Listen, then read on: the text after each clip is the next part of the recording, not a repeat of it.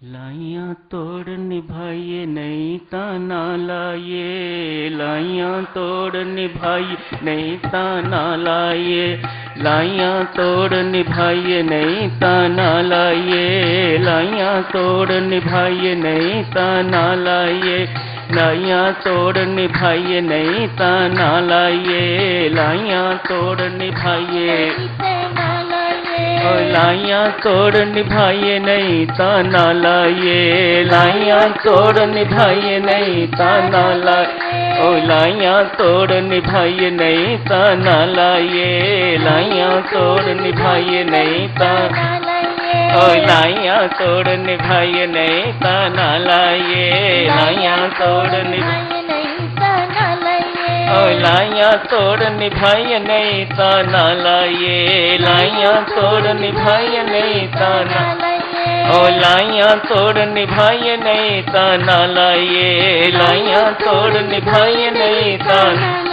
ओ लाइयां तोड़ निभाइए नहीं ताना लाइए, लाइयां तोड़ निभाइए नहीं ताना लाइए, ओ लाइयां तोड़ निभाइए नहीं ताना लाइए, लाइयां तोड़ निभाइए नहीं ताना लाइए, लाइयां तोड़ निभाइए नहीं ताना लाइए, लाइयां तोड़ निभाइए नहीं ताना लाइए, लाइयां तोड़ निभाइए नहीं ताना लाइए। पूज्यपाद स्वामी जी महाराज की ये धुन लाइयां तोड़ निभाइए नहीं ताना लाइए प्रेम के अंतर्गत जो प्रसंग स्वामी जी महाराज ने आज लिया है साधक जनों, प्रेम उसे ही कहा जाता है लाख का कारण होने पर भी जिसमें कभी कमी ना आए वह प्रेम है। भगवत प्रेम की चर्चा की है स्वामी जी महाराज ने, सामान्य प्रेम की चर्चा नहीं। सामान्य प्रेम तो हो ही नहीं सकता साधक जनों, जब भी होगा भगवत प्रेम ही होगा। दो शरीरों का प्रेम तो लस्ट है, उसे प्रेम नहीं कहा जाता। जहां प्रेम की चर्चा आएगी वहां भगवत प्रेम की चर्चा होगी, मानो भगवत प्रेम की बातचीत करी जा रही है। आज स्वामी जी महाराज ने इस भगवत प्रेम की बात कही है।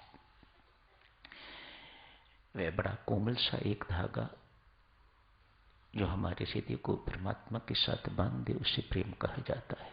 अमोघ साधन परमात्मा की प्राप्ति का, और कुछ कर सको ना कर सको, यदि प्रेम परमात्मा से कर सको तो ये परमात्मा की प्राप्ति के लिए पर्याप्त है। इतना अमोघ साधन, इतना शक्तिशाली साधन ये प्रेम। कठिन काम है साधक प्रेम करना। शेष सबसे प्रेम छूटे तो परमात्मा से प्रेम हो।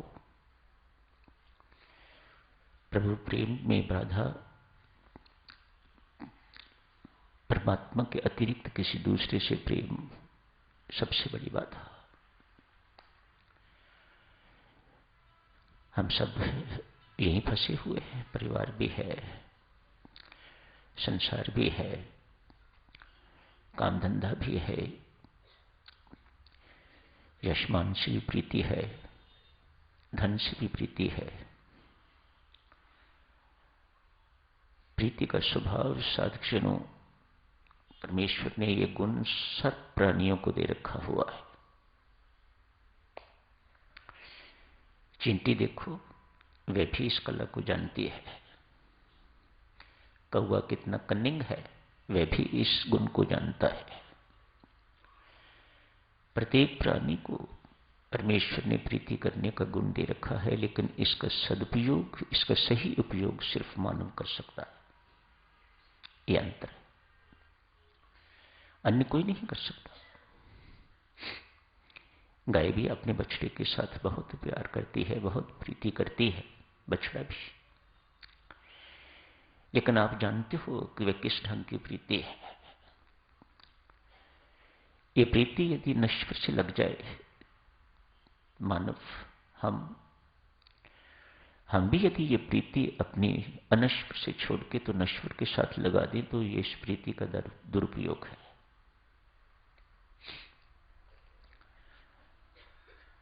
कठिन काम है देवियों सज्जनों, इस प्रेम को समझना और इस प्रेम को करना। किसी संत महात्मा ने कितनी सुंदर परिभाषा कही, जो मैं को परे कर दे वह प्रेम। प्रेम शब्द देखो, जो मैं को हमारे जीवन से निकाल दे वह प्रेम। मानो मैं और प्रेम दोनों इकट्ठे नहीं रह सकते।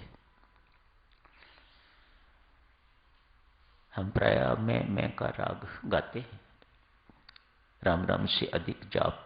मैंने ये किया, मैंने वो किया, मैं दिन में कभी कैलकुलेशन करके देखें तो मैं का जाप बहुत होता है।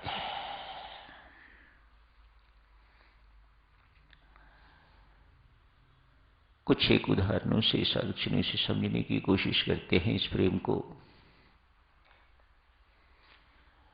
प्रेम अर्थात त्याग, देना ही देना प्रेम। तो क्या लेना प्रेम नहीं? It's very difficult to understand this prem. कभी प्रीति में आप किसी से कुछ मांगते हो, दोनों निहाल हो जाते हैं। क्या ये प्रेम नहीं? क्या मांगना प्रेम नहीं? क्या लेना प्रेम नहीं? क्या देना ही देना प्रेम है? शास्त्र तो यही कहता है, प्रेम में देना ही देना होता है, लेना नहीं होता। पर क्या लेना, क्या मांगना प्रेम नहीं? वह भी प्रेम है। एक बच्चे का गला खराब हो जाता है, इलाज हुआ, 5 दिन एंटीबायोटिक्स दिए, कुछ और दिया खाने को, बच्चा स्वस्थ होने जा रहा है, लगभग हो गया है स्वस्थ। मां की ममता जागी। इतने दिन से बच्चे को परहेज पर रखा जा रहा है, ये खाने को नहीं देना, ये खाने को नहीं देना। आज पकौड़े बनाए हैं, बना के तो मां अपने बच्चे को खिलाने जा रही है, ऊपर से पिता आ जाते। क्या कर रही है? मुश्किल से तो ठीक हुआ है पुत्र, उसे पकौड़े खिला के क्या फिर बीमार करोगे? मां का पकौड़े देना प्रेम, पिता का पकौड़े छीनना प्रेम।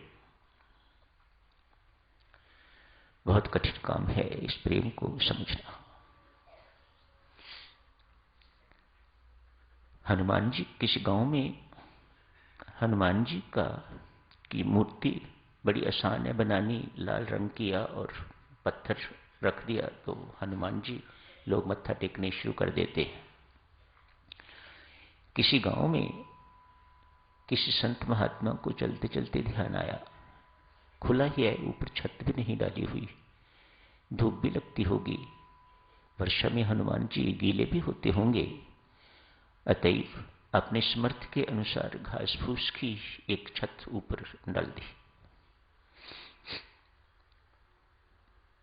कोई दूसरे संत महात्मा आए, आके देखा, कैसे मूर्ख लोग हैं यहाँ के।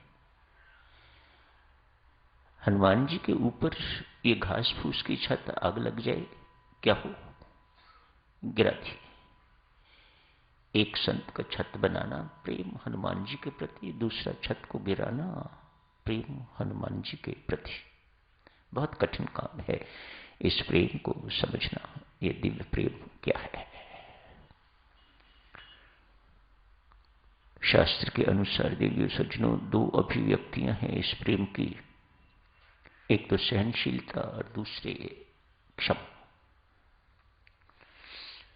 जो प्रेम करेगा वह सहनशील भी होगा, जो प्रेम करेगा वो क्षमावान भी होगा। उसे दोनों काम आते हैं, क्षमा मांगनी भी आती है और क्षमा करनी भी आती है। ये हमारे जीवन में भगवत प्रेम बड़े कैसे कैसे पैदा हो। समस्या तो हमारी ये, संसार में रहने वाला एक संसारी किस प्रकार से संसार में रहता हुआ परमात्मा से प्रेम करना शुरू कर दे। कुछ एक साधन साधक संत महात्मा सुझाते हैं, कहते हैं सर्वप्रथम जुकाम उसी से लगता है जिसको हुआ हो। सर्वप्रथम इस प्रेम का साधन कहां से मिलेगा? किसी भक्त से मिलेगा, किसी प्रेमी से मिलेगा, किसी संत से मिलेगा। उसकी संगति कीजिएगा, उसके सत्संग में बैठिएगा, उसके सानिध्य में बैठिएगा, उसके सन्निकट बैठिएगा, तो उससे प्रेम की रीति आपको पता चलेगी। प्रेम मिलेगा, मांगो ना मांगो, स्वतः मिलेगा। उसे लगा हुआ है, उसे ये रोग लगा हुआ है, प्रेम रोग उसे लगा हुआ है। तो जिसको ये रोग लगा हुआ है वही ये रोग किसी दूसरे को लगा सकेगा, हर एक नहीं। आई फ्लू होता है, आप दूसरे बच्चों को पास नहीं आने देते। चिकन पॉक्स होता है, आप दूसरे बच्चों को पास नहीं आने देते कि दूसरों को होगा। संत का सानिध्य, प्रेमी का सानिध्य, भगवत भक्त का सानिध्य, भगवत प्रेम देखा। भरत जी महाराज जड़ भरत रघुगुण को, राजा रघुगुण को उपदेश देते हैं, राजन ये भगवत प्रीति जप तप इत्यादि से नहीं मिलती। ये भगवत प्रीति तीर्थ स्थान परसने पर नहीं मिलती। ये भगवत प्रीति वेदों के अध्ययन करने से, ज्ञान उपार्जन से ये भगवत प्रीति नहीं मिलती। तप तपस्या से ये भगवत प्रीति नहीं मिलती। दान दक्षिणा से ये भगवत प्रीति नहीं मिलती। लंबी लंबी यात्राएं करने से ये प्रीति नहीं मिलती। मात्र प्रवचन सुनने से ये प्रीति नहीं मिलती। राजन, किसी भगवत भक्त के चरण धूलि में लोटपोट होने से ये प्रीति मिला करती है। जड़ भरत राजा रघुगुण को उपदेश देते हैं। तो सबसे पहला साधन प्रेमी भक्त की सत्संगति, उसकी सन्निकटता, भगवत प्रेम देखी। दूसरा साधक चुनो साधन बहुत महत्वपूर्ण साधन है। वे ये, आपको बोध होना चाहिए कि वह प्रेम स्वरूप परमात्मा वह हमारे भीतर विराजमान है। सर्वप्रथम बोध होना चाहिए, उसके बाद विश्वास होना चाहिए, उसके बाद अनुभूति होनी चाहिए। आप अनुभव करें कि वह प्रेम का स्रोत, वह प्रेम स्वरूप परमात्मा मेरे भीतर विराजमान है। सुख स्वरूप परमात्मा, आनंद स्वरूप परमात्मा, वह प्रेम स्वरूप परमात्मा वह मेरे भीतर विराजमान है। जैसे जैसे आपकी अनुभूति बढ़नी शुरू हो जाएगी, तैसे तैसे भीतर विराजमान परमात्मा प्रकट होने शुरू होने लग जाएंगे। प्रकट होने से मानो स्रोत प्रस्फुटित होने लग जाएगा, स्रोत खुलने लग जाएगा। प्रेम का स्रोत वे, सुख का स्रोत, परम सुख का स्रोत वे, आनंद का स्रोत वे, ये सारे के सारे स्रोत खुलने शुरू हो जाएंगे। तो जो कुछ है, प्रेम के स्रोत, सुख के स्रोत, आनंद के स्रोत, वे सारे के सारे आपको लाभ होने शुरू हो जाएंगे अपने आप ही। सो दूसरा साधन, बहुत इंपॉर्टेंट साधन, उस प्रेम स्वरूप परमात्मा भीतर विराजमान है, ये बोध होना चाहिए, अटूट विश्वास होना चाहिए, और फिर इस बात की अनुभूति होनी चाहिए। तो भीतर प्रेम की ऐनक लग जाती है। तो भीतर प्रेम की ऐनक लग गई तो अब सर्वत्र प्रेम ही प्रेम दिखाई देगा। आंखों पर पीली ऐनक लगा लो तो सब कुछ पीला ही पीला दिखाई देता है। हरी लगा लो तो सब कुछ हरा ही हरा दिखाई देता है। तो यदि प्रेम की बेटा ऐनक लगा लोगे तो क्या सर्वत्र प्रेम ही प्रेम दिखाई देगा कि नहीं देगा? देगा। शास्त्र कहता है भीतर स्रोत प्रस्फुटित होने से भीतर प्रेम की ऐनक लग जाती है, तब आपको सर्वत्र प्रेम ही प्रेम दिखाई देने लग जाता है। क्या अर्थ है साहब, सर्वत्र प्रेम ही प्रेम दिखाई देने लग जाएगा? क्या लाभ होगा उससे? इससे ये लाभ होगा, ये प्रेम और कोई नहीं, आपको सर्वत्र प्रियतम ही प्रियतम दिखाई देने लग जाएगा। न किसी से द्वेष, न किसी से राग, प्रेम ही प्रेम, प्रियतम ही प्रियतम, सब वही प्रियतम ही प्रियतम दिखाई देने लग जाएंगे, जिसे सर्वत्र राम दर्शन कहा जाता है। सर्वत्र राम दर्शन, सब जगह हर वक्त। परमात्मा बेचारा छिपे तो कहां छिपे, किसके पीछे छिपे? उसको तो हर कोई राम दिखाई दे रहा है, तो मैं छिपूं तो कहां छिपूं? अतएव प्रेमी से परमात्मा कभी छिपे नहीं रह सकते, कहीं भी छिपे नहीं रह सकते।